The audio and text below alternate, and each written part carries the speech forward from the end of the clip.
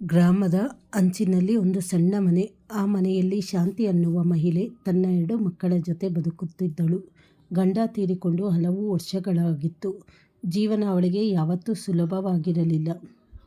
ಪ್ರತಿದಿನ ಬೆಳಗ್ಗೆ 4 ಗಂಟೆಗೆ ಎದ್ದು ಮನೆ ಕೆಲಸ ಮುಗಿಸಿ ಇತರರ ಮನೆಗಳಲ್ಲಿ ಕೆಲಸಕ್ಕೆ ಹೋಗುವುದು, ಇದೇ ಅವಳ ದಿನಚರಿ. ಕೆಲಸ ಮಾಡಿದರೆ ಅನ್ನ, ಕೆಲಸ ಇಲ್ಲದ ದಿನ ಖಾಲಿ ಹೊಟ್ಟೆ. ಒಮ್ಮೆ ಮಳೆಗಾಲದಲ್ಲಿ 3 ದಿನ ಕೆಲಸವೇ ಇರಲಿಲ್ಲ. ಮಕ್ಕಳು ಕೇಳಿದರು, ಅಮ್ಮ ಇವತ್ತು ಊಟ ಏನು ಅಂತ.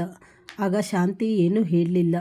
ಮೌನವಾಗಿ ಅಡುಗೆ ಮನೆ ಮೂಲೆಗೆ ಹೋಗಿ ಕಣ್ಣೀರು ಹಾಕ್ತಾರೆ. ಈ ದಿನ ರಾತ್ರಿ ಅವಳು ದೇವರ ಮುಂದೆ ಕೂತು ಕೇಳಿಕೊಂಡಳು, ನಾನು ದುರ್ಬಲ ಅಲ್ಲ ಅಂತ ನನಗೆ ನಾನು ನಂಬಿಕೊಳ್ಳೋ ಶಕ್ತಿ ಕೊಡು ದೇವ್ರೇ. ಬದಲಾವಣೆ ಆರಂಭವಾದ ಕ್ಷಣ. ಮುಂದಿನ ದಿನ ಹತ್ತಿರದ ಶಾಲೆಯ ಬಳಿ ಒಂದು ಫಲಕ ನೋಡಿದಳು. ಮಹಿಳೆಯರಿಗೆ ಉಚಿತ ಕೌಶಲ್ಯ ತರಬೇತಿ ಅಂತ ಹೇಳಿ ನೋಡ್ತಾಳೆ. ನನಗೆ ಇದರಿಂದ ಏನು ಆಗುತ್ತದೆ ಅಂತ ಹೇಳಿ ಮೊದಲಿಗೆ ಅನಿಸಿತು.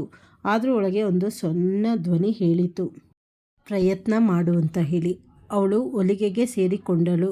ಹೊಲಿಗೆ ಕಲಿತಳು. ಮೊದಲ ದಿನವೇ ಸೂಜಿ ಕೈಗೆ ಚುಚ್ಚಿತು. ಇದು ನನ್ನಿಂದ ಆಗಲ್ಲ ಅನಿಸಿತು. ಆದರೆ ತರಬೇತಿದಾರ್ತಿ ಹೇಳಿದ ಮಾತು ಅವಳ ಮನಸ್ಸಿನಲ್ಲಿ ಉಳಿಯಿತು.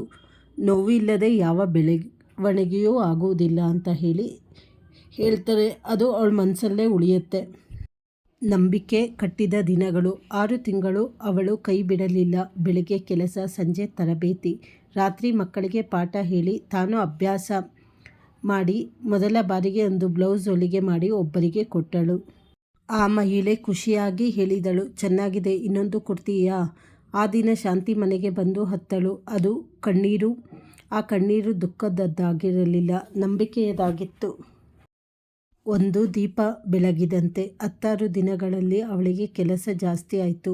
ಒಂದು ಹಳೆಯ ಸೈಕಲ್ ಕೊಂಡುಕೊಂಡಳು. ಮಕ್ಕಳಿಗೆ ಹೊಸ ಪುಸ್ತಕಗಳು ಬಂದವು. ಒಮ್ಮೆ ಅದೇ ಊರಿನ ಮಹಿಳೆಯೊಬ್ಬಳು ಕೇಳಿದಳು, ನೀವೇ ಹೇಗೆ ಇಷ್ಟು ಬದಲಾದ್ರಿ? ಶಾಂತಿ ನಗುತ್ತಾ ಹೇಳಿದಳು, ನಾನು ಪರಿಸ್ಥಿತಿಯನ್ನು ಸೋಲಿಸಲು ಹೊರಟೆ, ನನ್ನನ್ನು ಅಲ್ಲ. ಇದು ಕಥೆಯ ಅಂತ್ಯವಲ್ಲ, ಆರಂಭ. ಇವತ್ತು ಶಾಂತಿ ಒಬ್ಬಳೇ ಅಲ್ಲ, ಅವಳು ಇನ್ನೂ 4 ಮಹಿಳೆಯರಿಗೆ ಕೆಲಸ ಕೊಡ್ತಿದ್ದಾಳೆ. ಅವಳ ಮನೆ ದೊಡ್ಡದಾಗಿಲ್ಲ, ಆದರೆ ಆ ಮನೆಯೊಳಗೆ ಆತ್ಮವಿಶ್ವಾಸ ತುಂಬಿದೆ. ಅವಳು ತನ್ನ ಮಕ್ಕಳಿಗೆ ಹೇಳುತ್ತಾಳೆ, ನಿನ್ನ ಪರಿಸ್ಥಿತಿ ನಿನ್ನ ಭವಿಷ್ಯವನ್ನು ನಿರ್ಧರಿಸುತ್ತದೆ. ನಿನ್ನ ಭವಿಷ್ಯವನ್ನು ನಿರ್ಧರಿಸಲ್ಲ, ನಿನ್ನ ನಿರ್ಧಾರವೇ ನಿನ್ನ ಭವಿಷ್ಯ ಅಂತ. ಈ ಕಥೆಯ ಸಾರಾಂಶ ಏನಂದರೆ, ಜೀವನ ಕಷ್ಟ ಅನ್ನೋದರಿಂದ ನಿಲ್ಲಬೇಡಿ. ಒಂದು ಸಣ್ಣ ಪ್ರಯತ್ನ ಮಾಡಬೇಕು, ದೊಡ್ಡ ಬದಲಾವಣೆ ತರುತ್ತದೆ. ನಂಬಿಕೆ ಇದ್ದರೆ ದಾರಿಗಳು ತಾನೇ ತೆರೆದುಕೊಳ್ಳುತ್ತವೆ ಅನ್ನೋದು ಈ ಕಥೆ ಸಾರಾಂಶ.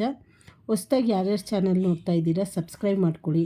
ಹಾಗೆ ಬೆಲ್ಲ ಬಟನ್ ಒತ್ತಿದ್ರೆ ನಾನು ಯಾವುದೇ ವಿಡಿಯೋಗಳು ಹಾಕಿದ್ರೂ ನಿಮಗೆ ನೋಟಿಫಿಕೇಷನ್ ಬರುತ್ತೆ. ಹಾಗೆ ಲೈಕ್ ಮಾಡಿ, ಹೆಚ್ಚಾಗಿ ಶೇರ್ ಮಾಡಿ. Thank you very much. ಧನ್ಯವಾದಗಳು.